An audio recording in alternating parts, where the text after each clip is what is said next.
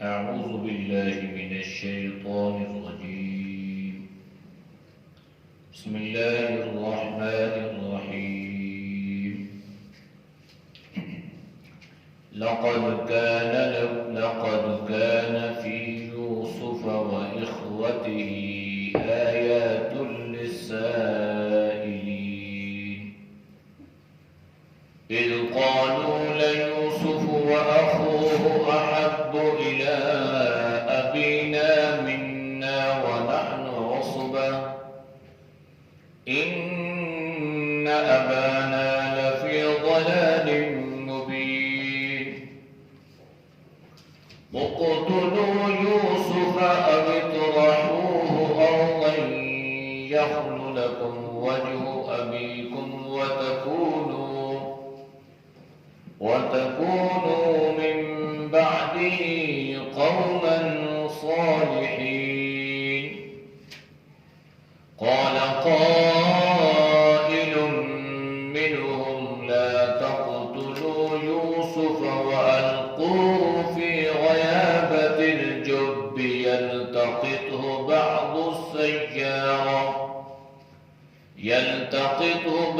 السيارة إن كنتم فاعلين. قالوا يا أبانا ما لك لا تأمنا على يوسف وإنا له لناصحون أرسله معنا غدا يرتع ويلعب وإنا له لحافظون. صدق اللہ العظیم. ترجمہ: لقد کان، بے شک ہے، فی یوسف، یوسف کے قصے میں، وإخوتہ، اور اس کے بھائی کے قصے میں، آیات نشانیاں، للسائلین، پوچھنے والوں کے لیے. اذ قالوا، جب کہا، لیوسف، یوسف کے بارے میں، وأخوہ، اور اس کے بھائی، احب، زیادہ محبت کرتا ہے، الی ابینا، ہمارا باپ، منا، بنسبت ہم کے، ونحن عصبہ، اور ہم بڑی مضبوط جماعت ہیں. ان ابانا، بے شک ہمارا باپ، لفی ضلال مبین، البتہ کھلی برائی میں ہے یا غلطی پر ہے.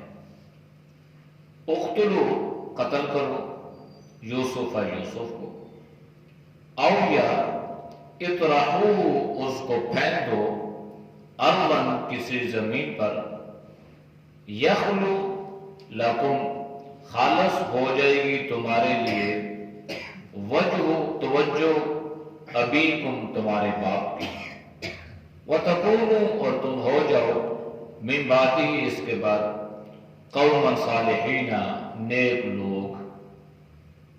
قال، کہا، قائل، ایک کہنے والے نے، منہم، ان میں سے، لا تقتلوا یوسف، قتل نہ کرو یوسف کو، وَأَلْقُوهُ، اور اس کو پھینک دو، فی غیابت الجب، گمنام کنویں میں، یلتقطہ، اس کو اٹھا لے گا، بعض السیارۃ، کوئی مسافر، ان کنتم فاعلین، اگر تم یہ کر سکتے ہو.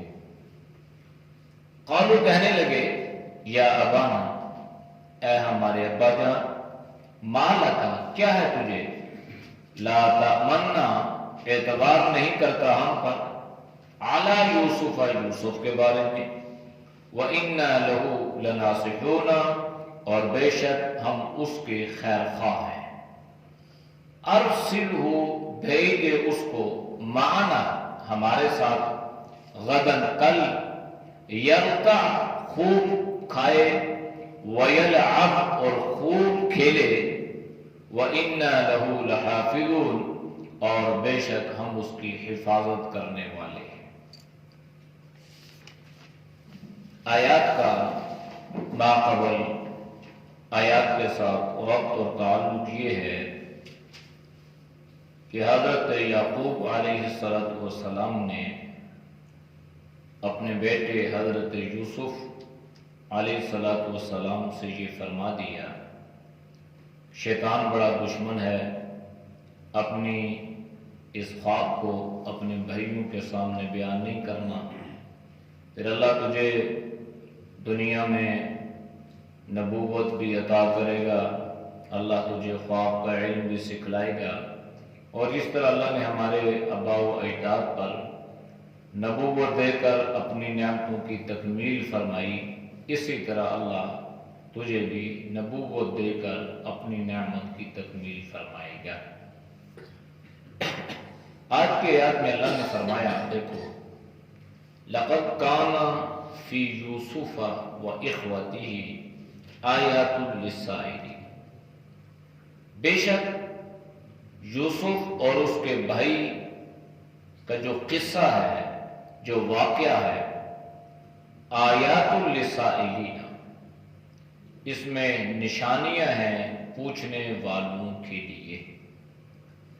یعنی سب سے پہلے اللہ نے ذہن سازی فرمائی ہے کہ اس کو کوئی افسانہ نہ سمجھنا، اس کو کوئی عام واقعات کی طرح کوئی معمولی سا واقعہ نہ سمجھنا، بلکہ یہ اتنا اہم واقعہ ہے اور اتنی اہم بات ہے کہ اس میں قدم قدم پر اللہ نے پوچھنے والوں کے لیے، سوال کرنے والوں کے لیے نشانیاں ہی نشانیاں رکھی ہیں۔ تو یہ سائل کون ہے، اس کے بارے میں یہ بات گزر چکی ہے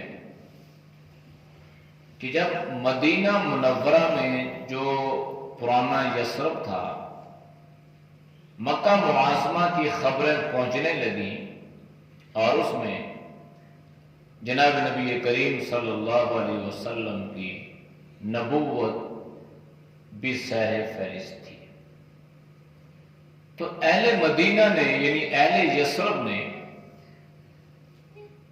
یہ جاننے کے لیے کہ آپ اللہ کے نبی ہیں تو چند یہودی بھیج دیے اور انہوں نے بات گول مول کر کے نبی کریم صلی اللہ علیہ وسلم سے پوچھی۔ اب نہ حضرت یعقوب علیہ السلام کا نام لیا، نہ حضرت یوسف علیہ السلام کا نام لیا، بلکہ انہوں نے یہ کہا کہ وہ کون سا آدمی ہے جو ملک شام سے مصر میں جاتا ہے اور اس کا باپ اس کی جدائی میں رو رو کے اس کی آنکھیں نابینا ہو جاتی ہیں، تو یہ کون سا جو ہے وہ واقعہ ہے اور یہ کون سے کوئی نبی ہے۔ اب مکہ میں اصل میں اس کی شہرت کم تھی، عام لوگ اس واقعے سے واقف نہیں تھے، اور اہل یہود جو تھے وہ اپنی کتاب کی چند باتیں جو ان کے سامنے تھیں وہ سمجھتے تھے، چنانچہ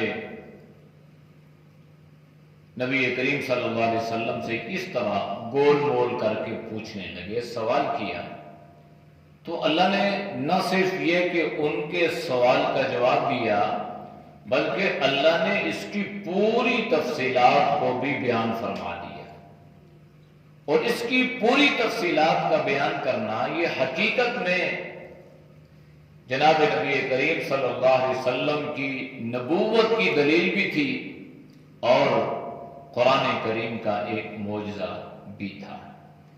تو اس لیے اللہ نے فرمایا کہ یہ کوئی ایسا نہیں ہے کہ انسان اس کو من گڑت کوئی افسانہ سمجھے یا اس کو کوئی اور رنگ دے، بلکہ فرمایا کہ اس میں ہر قدم پر پوچھنے والوں کے لیے، سوال کرنے والوں کے لیے، تحقیق کرنے والوں کے لیے نشانیاں ہی نشانیاں ہیں۔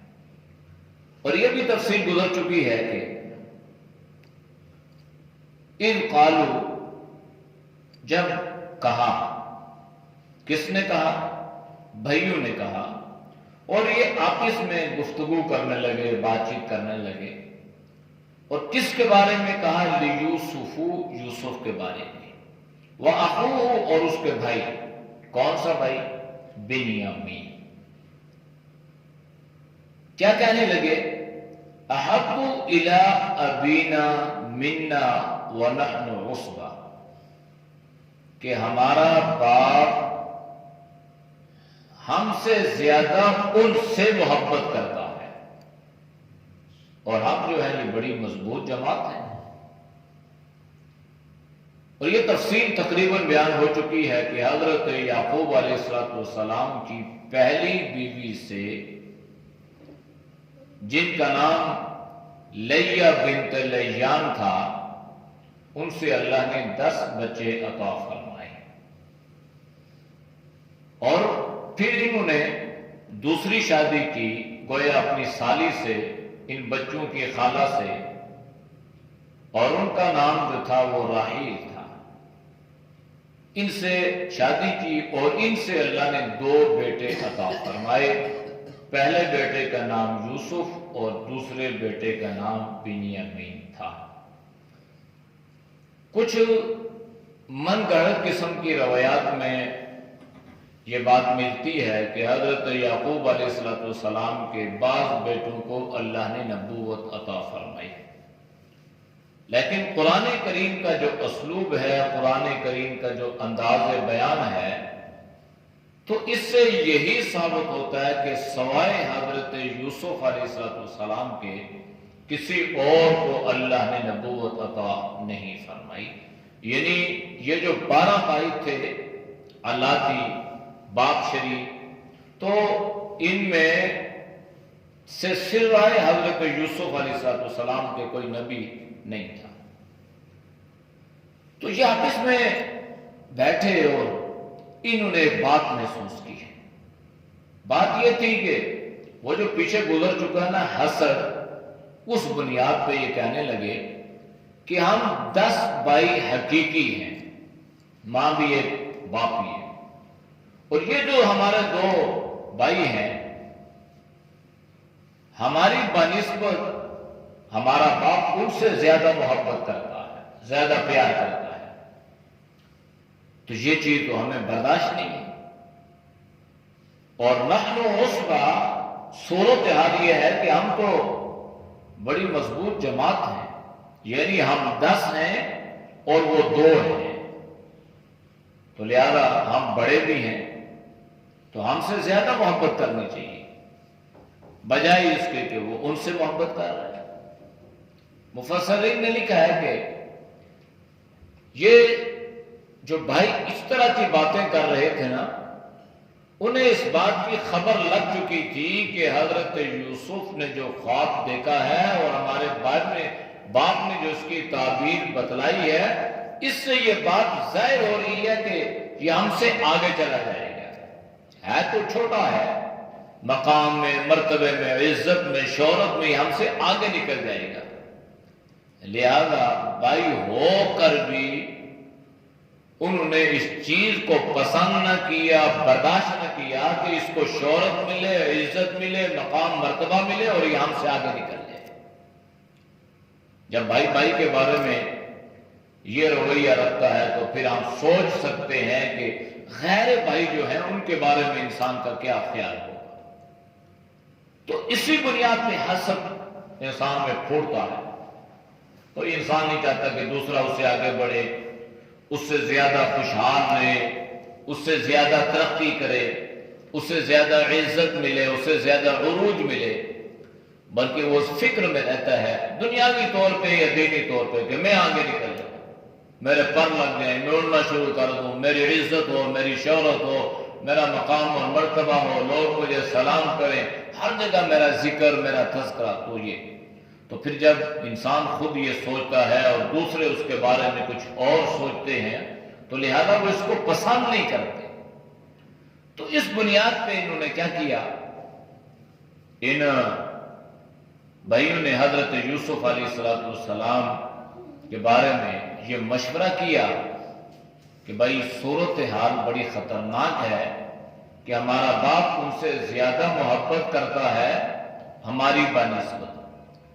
تو ان کے کہنے کا ایک مطلب تو واضح ہو گیا کہ حضرت یعقوب علیہ السلام ان سے بھی محبت کرتے تھے. ایسا نہیں تھا کہ ان سے محبت نہیں تھی، ان سے بھی تھی لیکن ان سے زیادہ تھی. اور ان کی عادات، ان کے خصائل، ان کے فضائل، ان کے اطوار، طور طریقہ جو تھا یہ ان سے مختلف تھا اس بنیاد پہ بھی. لہذا جب یہ 10 بھائی آپس میں بیٹھتے ہیں اور کوئی منصوبہ بناتے ہیں، کوئی خفیہ تدبیر سوچتے ہیں، تو لازماً اس میں شیطان کا عمل دخل ہوتا ہے. اور حضرت یعقوب علیہ السلام نے تو پہلے ادا بھی کر دیا تھا کہ شیطان بڑا دشمن ہے، لہذا انہیں شیطان اس بات پہ مجبور کرے گا کہ وہ اپنے بھائی یوسف کے بارے میں کوئی منصوبہ بنائیں، کوئی سازش تیار کریں. چنانچہ شیطان نے اپنا کام کر دکھایا اور یہ بھائی اپنے حقیقی بھائی، گویا علاقی بھائی حضرت یوسف علیہ السلام کے بارے میں منصوبہ کرنے لگے. اور کیا کہنے لگے؟ ایک نے کہا اقتلوا یوسف، یوسف کو قتل کر دو. اب یہ کون کہہ رہا ہے؟ بھائی کہہ رہے ہیں. ٹھیک ہے، ماں ایک نہیں ہے لیکن باپ تو ایک ہے نا، ہے تو بھائی ہے نا، ایک دوسرے کے وارث ہو، تمہارا رشتہ ہے، ایک عظمت کا رشتہ ہے، بھائی بھائی کا ایک سہارا ہوتا ہے. لیکن جب حسد انسان میں پھوٹ پڑتا ہے تو پھر بھائی بھائی کے بارے میں یہ رائے دیتا ہے کہ بھائی کو قتل کر دو. اب یہ جو بھائی رائے دے رہا ہے قتل کر دو، تو اس کا مطلب ہے کہ ان بھائیوں میں سے کوئی بھائی آگے چل کر نبی نہیں بنا، اس لیے کہ اللہ نے جس کو نبوت عطا کرنی ہوتی ہے نا، اس کا مزاج اللہ بچپن ہی سے مختلف بناتے ہیں. ایسا نہیں بناتے کہ کوئی قتل کے منصوبے یا غلط منصوبے یا ایسی سوچ بھی اللہ اس کے دل میں پیدا کرے. یعنی نبوت سے پہلے اللہ اس کی تربیت ایسی فرماتے ہیں. تو لہذا بھائی نے کہا اقتلوا یوسف، یوسف کو قتل کرو. ہاں اگر قتل نہیں کرتے ہو تو پھر یہ کرو اذرحوہ ارضا یخلو لکم وجہ ابیکم، پھر یوں کرو کہ اس کو کسی بنجر، کسی ویران زمین میں پھینک دو، یعنی کہیں پھینک کے آ جاؤ، اس کو بے وطن کر دو. یخلو لکم وجہ ابیکم، پھر کیا ہوگا؟ پھر تمہارے لیے تمہارے باپ کی توجہ خالص ہو جائے گی، خالص کر دے گا، خالی کر دے گا تمہارے لیے تمہارا باپ توجہ. یعنی پھر تم سے محبت کرے گا، اس سے نہیں.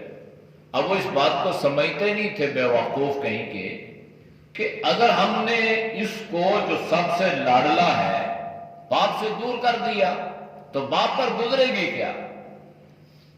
جب باپ کسی پریشانی میں، کسی مصیبت میں، کسی دکھ اور کرب میں مبتلا ہو تو وہ کسی سے پیار نہیں کرے گا.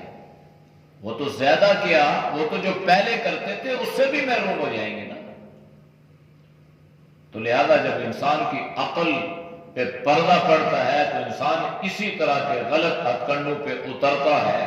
تو کہنے لگے پھینک دو، قتل کر دو، بات ختم ہو جائے گی. یہ جو ہمارے درمیان میں آڑ بنا ہوا ہے نا، یہ ختم ہو جائے تو بس پھر ہمارا باپ ہم سے محبت کرے گا، ہم سے پیار کرے گا. اچھا پھر کیا کرنا؟ وَتَكُونُوا مِن بَعْدِهِ قَوْمًا صَالِحِينَ، تم یہ گناہ کرنے کے بعد میں نیک بن جانا. یعنی جان کر گناہ کرو، قتل کرو، بیٹے کو باپ سے جدا کر دو، بھائی کے ساتھ ایسا سلوک کرو، بعد میں توبہ کر لیں جیسے ہمارا رویہ. خیر کر لو، بعد میں توبہ کر لیں. ایک شادی میں ایک دادی اماں نے ڈانس کیا، اللہ معاف فرمائے. تو ان کی دادی کے کہتے ہیں جی میرے بیٹے مجھے یہ کہہ رہے تھے کہ پوتے کی شادی ہے اور پہلی شادی آپ نہیں ناچو گئی. کہتے ہیں مجھے نچوایا اور مجھے کہتے ہیں ناچ لیں بعد میں توبہ کر لیں. تو ہم گناہ اس بنیاد پہ کرتے ہیں کہ ٹھیک ہے کر لو بعد میں دیکھی جائے گی، توبہ کر لیں. تو یہ توبہ نہیں ہوتی. ہاں گناہ کبھی غیر ارادی طور پر ہو جائے یا اگر قصدن بھی ہے لیکن ذہن میں یہ چیز نہیں ہے چلو کر لیتا ہوں توبہ کر لوں گا، اللہ سے انسان توبہ کرے اللہ معاف تو کرتا ہے. لیکن اس بنیاد پہ انسان گناہ کرتا رہے ٹھیک ہے جی گناہ کریں پھر توبہ. تو یہ بھائی کہنے لگے بھائی یہ کام کر لو، قتل کر دو اس کو، کہیں پھینک کے آ جاؤ بعد میں نیک بن جانا، صوفی بن جانا. تو مفسرین نے لکھا ہے کہ اس سے مراد یہ بھی ہے کہ باپ سے تم معذرت کر دینا، باپ سے معافی مانگ لینا، جب باپ کا دکھ دور ہو جائے گا تمہیں معاف کر دے گا تو ٹھیک ہے کہ تم باپ کے زیادہ قریب ہو جاؤ گے بس. اب یہ مشورہ چل رہا ہے، یہ آپس کی گفتگو، بھائیوں کی گفتگو بھائی کے بارے میں ہو رہی ہے. قال قائل منہم، ان میں سے ایک کہنے والے نے یہ کہہ دیا کہ بھائی تمہارا جو یہ منصوبہ ہے نا کہ قتل کر دو یہ ٹھیک نہیں ہے. لا تقتلوا یوسف، یوسف کو قتل مت کرو. اس کے بارے میں لکھا ہے کہ یہ بڑا بھائی تھا اور اس کا نام یہودا تھا. یہ جو بنی اسرائیل کے 12 طبقے تھے، 12 گروہ تھے اور 12 ان کی جو سردار تھے نا، یہ حضرت یعقوب علیہ السلام کے ان 12 بیٹوں کی اولاد تھی. بنی اسرائیل کے بارے میں آپ نے، اور اسرائیل جو تھا نا یہ حضرت یعقوب علیہ السلام کا لقب تھا. تو اسی سے بنی اسرائیل یعنی حضرت یعقوب علیہ السلام کی اولاد، اور یہ 12 کنبے قبیلے، یہ 12 ان کے سردار تھے اور یہ 12 حضرت یعقوب علیہ السلام کی جو اولاد تھی نا، 12 10واں اور 2 یہ ان کی اولاد تھی. تو ان میں سے جو بڑا بیٹا تھا نا وہ سمجھدار تھا.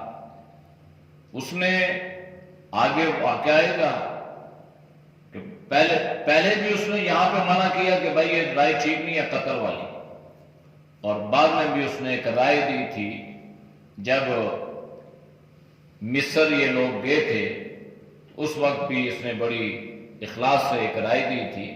تو یہاں پہ اس کا ذکر یہ ہے کہ اس نے یہ کہا کہ لا تقتلوا یوسف، بل قتل مت کرو، ہاں البتہ ایک کام کر سکتے ہو، وَأَلْقُوهُ فِي غَيَابَتِ الْجُبِّ، اس کو کسی گمنام کنویں میں ڈال دو.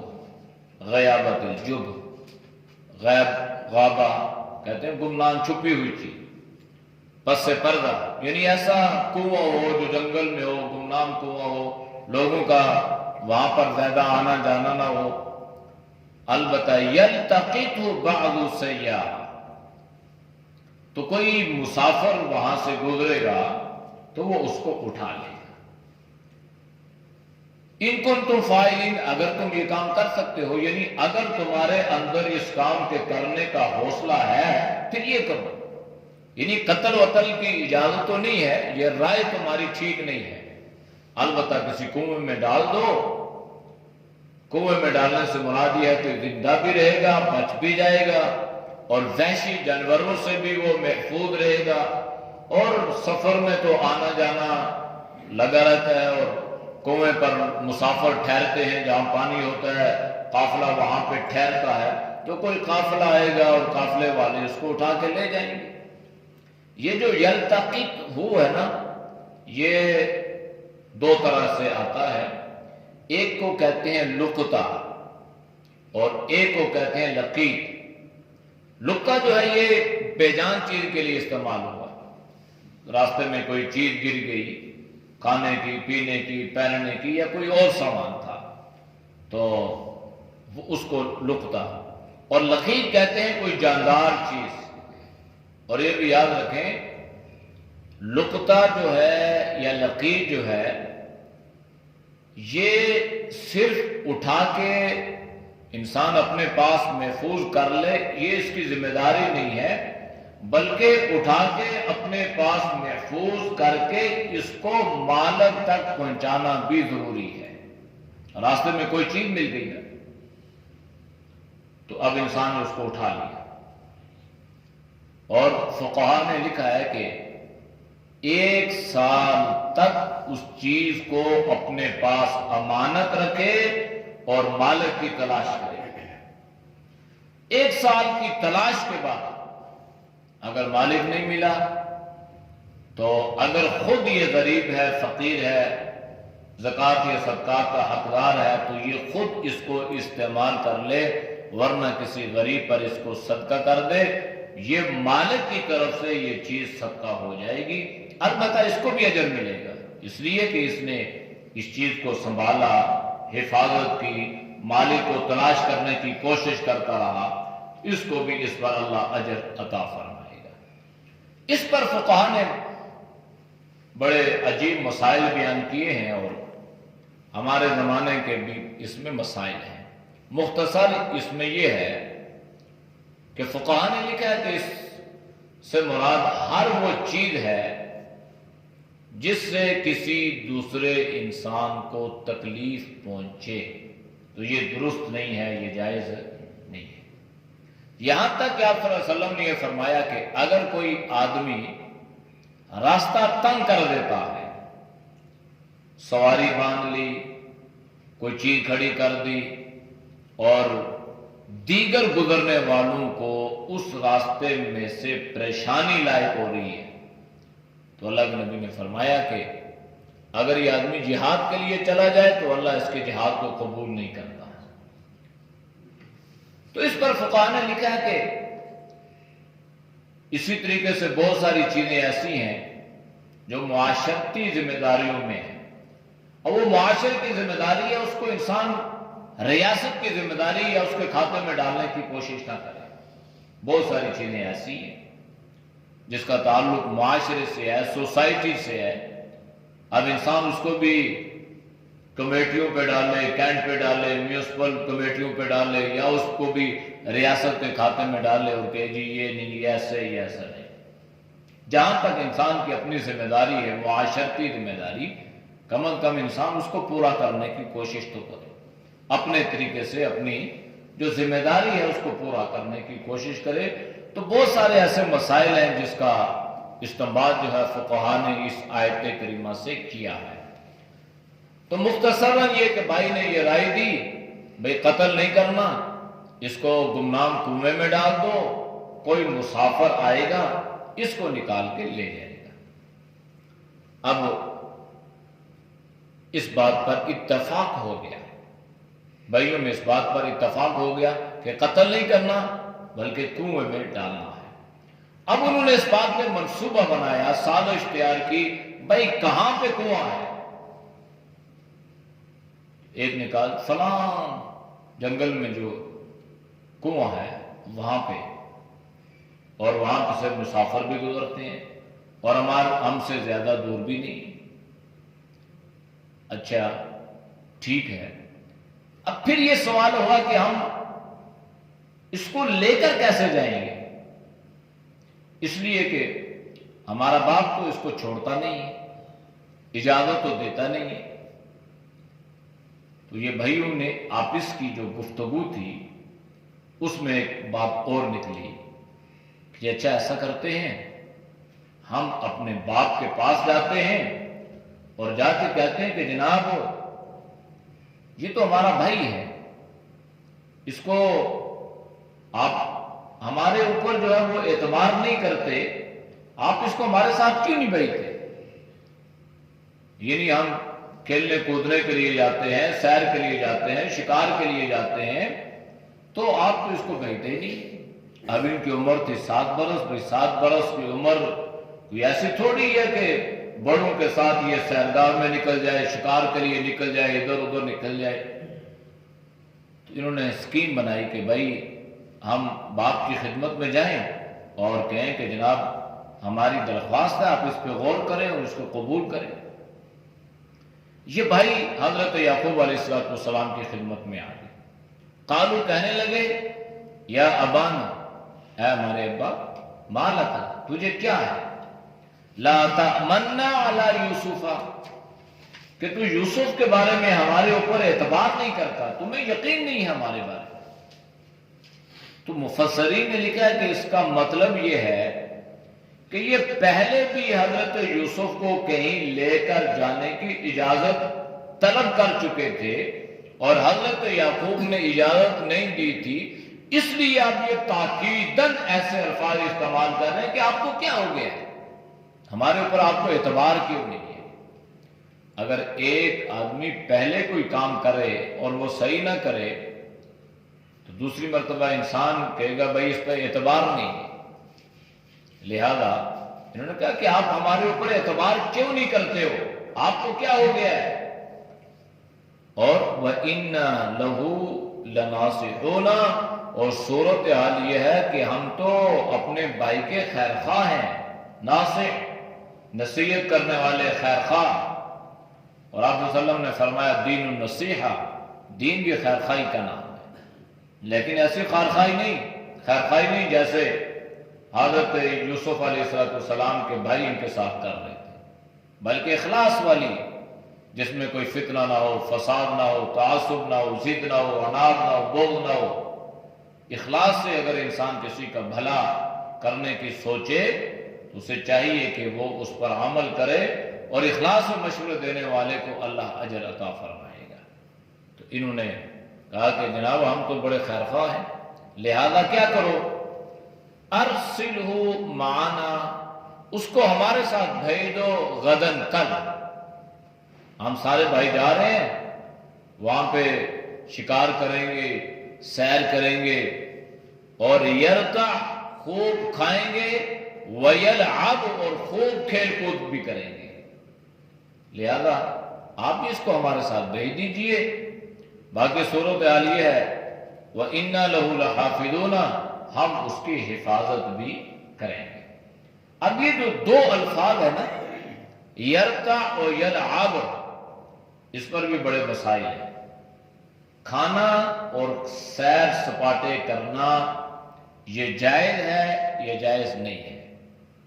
پارک میں چلے گئے، بچوں کو لے کر چلے گئے، گھومنے پھرنے چلے گئے، تو یہاں سے اس کی جواز ہونے کا فتویٰ ہے، اس لیے کہ اگر یہ کام جائز نہ ہوتا تو حضرت یعقوب تو نبی تھے، اور ایک نبی یہ کیسے ممکن ہے کہ کوئی آدمی غیر شرعی عمل کرے اور نبی اس کو اجازت دے دے؟ لہذا فقہاء نے مسائل کا استنباط کیا، اگر اسراف نہ ہو، گناہ نہ ہو، اور کوئی ایسی اس میں شرائط نہ ہو تو پھر کھیلنا بھی جائز ہے اور کھانا بھی جائز ہے، سیر سپاٹوں کے لیے بھی جانا جائز ہے۔ ایسا نہیں ہے کسی پارک میں کسی آدمی نے کسی مولوی صاحب کو دیکھ لیا تو حیران کی مولوی صاحب آپ ادھر، تو بھائی جب مولوی صاحب آپ ادھر آ سکتے ہو تو مولوی صاحب کو ادھر آنا کوئی معیوب ہے؟ تو اس لیے وہ کہنے والا یہ سمجھ رہا ہے کہ یہ جگہ اس لیے ٹھیک نہیں ہے، یہ معیاری جگہ نہیں ہے۔ مولوی صاحب نے کہا کہ اس کا مطلب آپ بھی غیر معیاری جگہ پہ آ گئے ہو، اس لیے میرے اوپر آپ تعجب کر رہے ہو، تو ایسا نہیں ہے۔ اس لیے اگر ایک شرعی حدود میں انسان سیر کرے، سیر سپاٹوں کے لیے جائے، اور وہاں پہ نماز بھی قضا نہ ہو اور کوئی خلاف شرع عمل بھی وہاں پہ نہ کرے، پھر ٹھیک ہے۔ باقی کھانا پینا بھی جائز ہے، مال حلال ہو، عقل حلال ہو تو کھلانا بھی جائز ہے، کھانا بھی جائز ہے، اچھی قسم کی دعوت کرنا، یرتع خوب کھائے یعنی تو یہ بھی جائز ہے، لیکن اس میں بھی کسی کی حق تلفی نہ ہو۔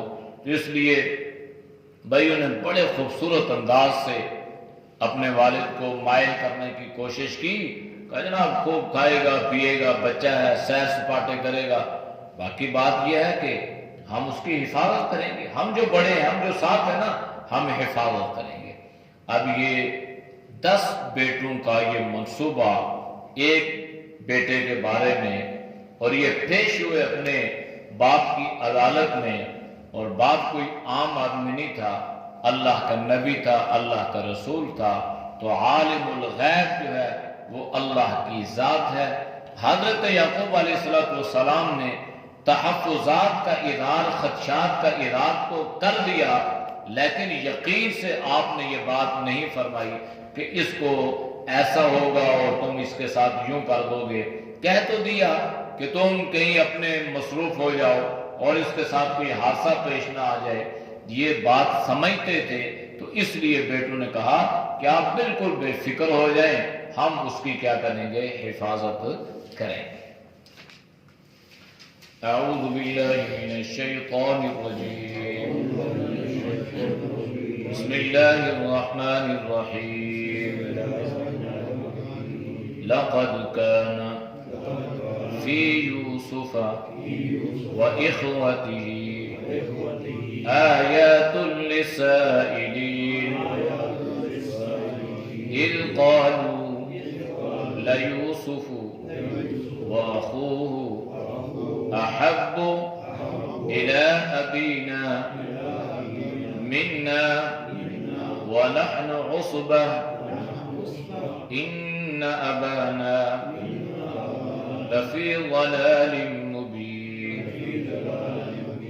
اقتلوا يوسف أو اطرحوه أرضا يخل لكم وجه أبيكم وتكونوا من بعده قوما صالحين قال قائل منهم لا تقتلوا يوسف وألقوه في غيابة الجب يلتقطه بعض السيارة إن كنتم فاعلين قالوا يا أبانا ما لك لا تأمنا على يوسف وإنا له لناصحون أرسله معنا غدا يرتع ويلعب وإنا له لحافظون صدق الله الحمد لله رب العالمين والعاقبۃ للمتقین والصلاۃ والسلام علی النبی الامی الکریم۔ یا اللہ ہم سب کے سجدہ کی رکھنا ہم کو معاف فرما، گناہوں سے حفاظت فرما۔ یا اللہ نیک اعمال کی توفیق نصیب فرما، برے اعمال سے، برے خیالات سے یا اللہ تو سب کی حفاظت فرما۔ یا اللہ ہر طرح کے حسدوں سے، قدرتوں سے، نفرتوں سے اللہ تو پوری امت کی حفاظت فرما۔ ایک دوسرے کا احترام کرنے والا بنا، یا اللہ ایک دوسرے کی عزت کرنے والا بنا، اے اللہ ایک دوسرے کی محبت عطا فرما۔ اے اللہ اپنے فضل سے، اپنے کرم سے جن کے دل میں نفرت ہے، قدورت ہے، اللہ اس نفرت کو محبت سے تبدیل فرما۔ یا اللہ اس نفرت کو محبت سے تبدیل فرما۔ یا اللہ گھروں میں جو لڑائیاں ہیں، فتنہ ہیں، فساد ہیں، اللہ اپنے فضل سے، اپنے کرم سے ان کو ختم فرما۔ ایک دوسرے کے حقوق پہچان کر ادا کرنے کی توفیق نصیب فرما۔ اے اللہ جتنے دوست و بزرگ تیری رضا کے لیے درس قرآن سنتے ہیں، اللہ ان کے سننے کو قبول فرما۔ یا اللہ تو سب کی جان میں، مال میں، ایمان میں، صحت میں اللہ برکتیں عطا فرما۔ آمین بحرمت النبی الکریم صلی اللہ تعالی علی نبی الامی وعلی آلہ وصحبہ اجمعین برحمتک